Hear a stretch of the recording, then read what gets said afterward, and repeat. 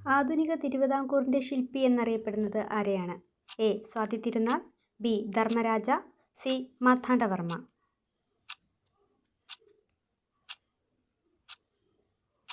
Answer C. Marthandavarma. മാർത്താണ്ഡവർമ്മയുടെ തലസ്ഥാനമായിരുന്നത് എവിടെയായിരുന്നു? A. Kollam, B. Thiruvananthapuram, C. Padmanabhapuram.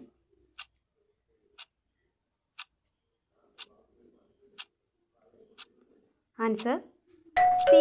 Padmanabhapuram. മാർത്താണ്ഡവർമ്മയുടെ വിശ്വസ്തനായ ദളവ ആരായിരുന്നു? A. Raja Keshavadasan, B. Ramayyan Dalawa, C. Umminithampi.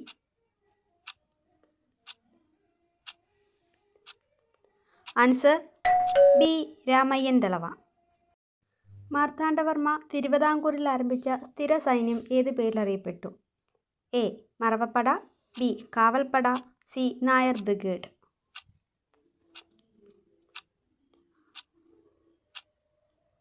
Answer A. Maravappada. ഇന്ത്യയിൽ ഡച്ച് ശക്തിയുടെ അധപതനത്തിന് കാരണമായ കുളച്ചിൽ യുദ്ധം നടന്നത് എന്നായിരുന്നു? എ. 1741, ബി. 1734, സി. 1742.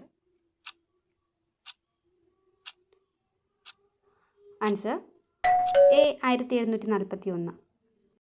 കുളച്ചിൽ യുദ്ധത്തിൽ മാർത്താണ്ഡവർമ്മ തടവുകാരനായി പിടിച്ച ഡച്ച് ക്യാപ്റ്റൻ ആരായിരുന്നു? A. Colin Macaulay, B. John Munro, C. De Lannoy.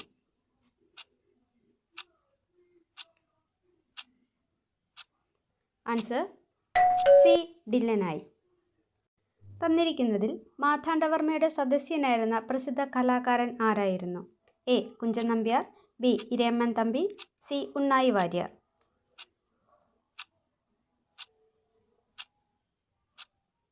Answer A. Kunchan Nambiar. Sree പത്മനാഭസ്വാമിയുടെ പ്രീതിക്കായി മാർത്താണ്ഡവർമ്മ തുടങ്ങിയ യാഗം ഏത് പേരിൽ അറിയപ്പെട്ടു? A. Ananthayagam, B. Sreepadajapam, C. Murajapam.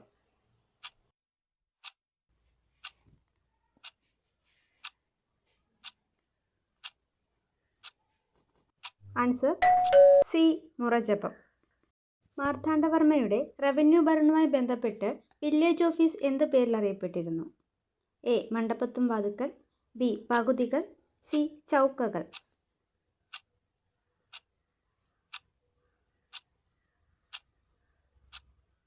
Answer B. പകുതികൾ. മാർത്താണ്ഡവർമ്മയുടെ ഭരണകാലത്ത് ഭൂപരിഷ്കരണം, നികുതി ഘടന എന്നിവയുമായി ബന്ധപ്പെട്ട് നിയമിക്കപ്പെട്ട ഉദ്യോഗസ്ഥൻ ആരായിരുന്നു? A. Ramayyan, B. Umminithampi, C. Mallan Sankaran.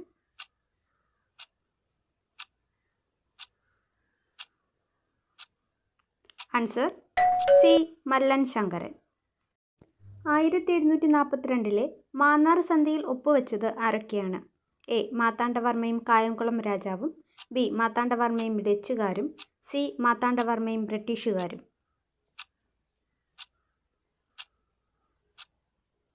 Answer A.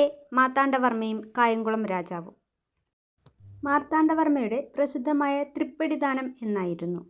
A. 1749 ജനുവരി 3, ബി. 1753 ജനുവരി 3, സി. 1750 ജനുവരി 3.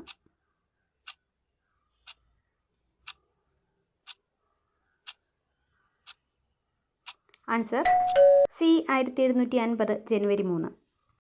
മാർത്താണ്ഡവർമ്മ യുവരാജാവായിരിക്കുമ്പോൾ പ്രമാണികളായ 8 വീട്ടിൽ പിള്ളമാരുടെ ആക്രമണത്തിൽ നിന്ന് സംരക്ഷണം നൽകിയ അമ്മച്ചിപ്ലാവ് എവിടെയാണ്? A. Thalakulam, B. Neyyattinkara, C. Ulloor. Answer B. Neyyattinkara.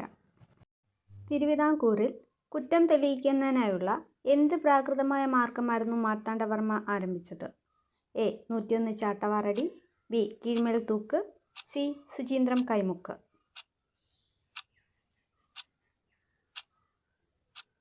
Answer C. Suchindram കൈമുക്ക്. മാർത്താണ്ഡവർമ്മയുടെ കാലത്ത് തിരുവിതാംകൂറിൻ്റെ വ്യാപാര തലസ്ഥാനം എവിടെയായിരുന്നു? A. Kayamkulam, B. Mavelikkara, C. Kuzhithurai.